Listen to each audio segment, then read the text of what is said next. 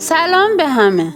تو قسمت 19 قراره چند تا راز بزرگ برملا بشه. اسم علیه شریف شهادت میده، سوجان خیانت میکنه و در نهایت یه تصادف مرگبار همه چیز رو تغییر میده. اگه میخوای بدونی دقیقاً چی شد و چه کسی پشت دستکاری ترمز بود، این ویدیو رو تا آخر ببین، چون پایانش واقعاً شوکه کننده است. همه دنبال اسمه میگردن ولی پیداش نمیکنن. عادل هم میره کلانتری و از شریف سراغ اسمه رو میگیره که دادستان سر میرسه و این دو رو از هم جدا میکنه و به عادل میگه درباره قتل بالی باید اظهاریه بده، در حالی که دادستان شریف رو درباره قتل بالی بازجویی میکنه و شریف از دادستان میپرسه که چه بلایی سر اسمه اومده. اسمه در رو باز میکنه. اسم برگه های طلاق رو جلوی شریف میذاره و در مورد جنایت شریف شهادت میده. در سکانس دیگری عادل میره سراغ امینه خواهر اسمه که امینه میگه اسمه رفته و اینو هم میگه که اسمه از شریف میخواد طلاق بگیره و علیه شریف شهادت میده. در صحنه فاطمه به ایسو یادآوری میکنه که بعد پیدا شدن اسلحه قرار بود طلاق بگیرن. سکانسی هم هست که النی میاد پیش هجران که پیداش نمیکنه. ظریفه میاد و به النی میگه پلیسا هجران رو گرفتن و النی میفهمه به دلیل شهادت دروغ هجران رو گرفتن.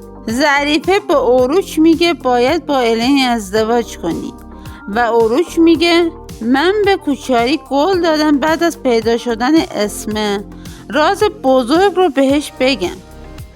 همچنین ایوب ایسو و فاطمه رو میبینه و میگه من کار ایسو رو یکسره میکنم و فاطمه رو از دستش نجات میدم.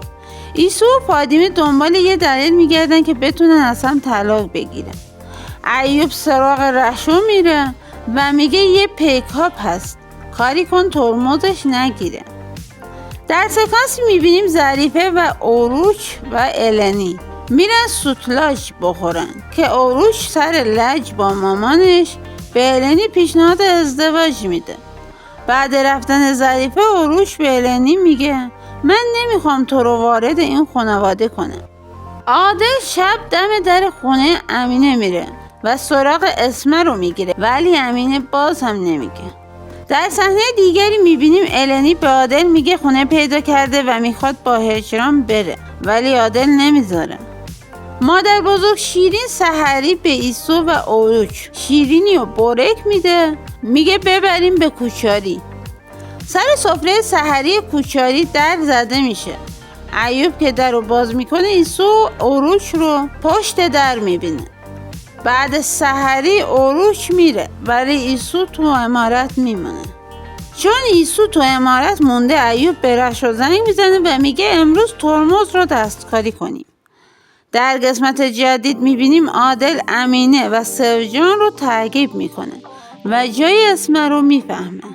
وقتی اسمه از سوجان میپرسه که تو چرا اومدی؟ سوجان یادش میاد که دیشب ظریفه براش یه ماشین خریده و ازش خواسته در مورد اسمه براش اطلاعات بده. اسمه میفهمه که سوجان میخواد جای اسمه رو لو بده. اسمه به خواهرش میگه که میخواد به النی بگه که مادرشه. سوجان میره از حموم همه چیزایی که اسمه گفته بود رو به ظریفه میگه. هجران حین محاکمه آزاد میمونه و ظریفه رفته پیشش که اوروچ و النی هم میان. در سکانسی عادل وقتی میبینه اسمه و خواهرش از خونه بیرون رفتن میاد سراغ خونه و شروع به تعمیر کردن خونه میکنه. اسمه یه نفر رو آورده که خونه رو تعمیر کنه که میبینه خونه جدیدن تعمیر شده. همچنین میبینیم النی پیش امینه میره و میگه اولین افطاریش رو میخواد با اسمه باز کنه و امینه آدرس اسمه رو بهش میده. همچنین عادل نزدیک خونه‌ای که اسم توش مونده چادر میزنه. النی میره پیش فاطمه و ازش میخواد باهاش پیش اسمه برن. در آخرای این قسمت ایوب رشو رو آورده تا ترمز ماشین ایسو رو دستکاری کنه. ایسو دخترها رو تعقیب میکنه و بهشون میگه چون نمیدونن از چه راههایی باید برن بهتره با ماشین اون برن. دخترها که تو راه میرن فادیمه میبینه ترمز نمیگیره و به النی میگه. در صحنه آخر این قسمت میبینیم ماشین با درخت تصادف کرده. اون صحنه آخر رو دیدین؟ به نظرتون با این تصادف کار ایوب تموم میشه یا یکی نجات پیدا میکنه؟ فکر میکنین اسمه قبل از اینکه دیر بشه حقیقت رو به النی میگه؟ و شریف بعد از شهادت اسمه چه واکنشی نشون میده؟ حتما حدساتون رو تو کامنت ها بنویسید.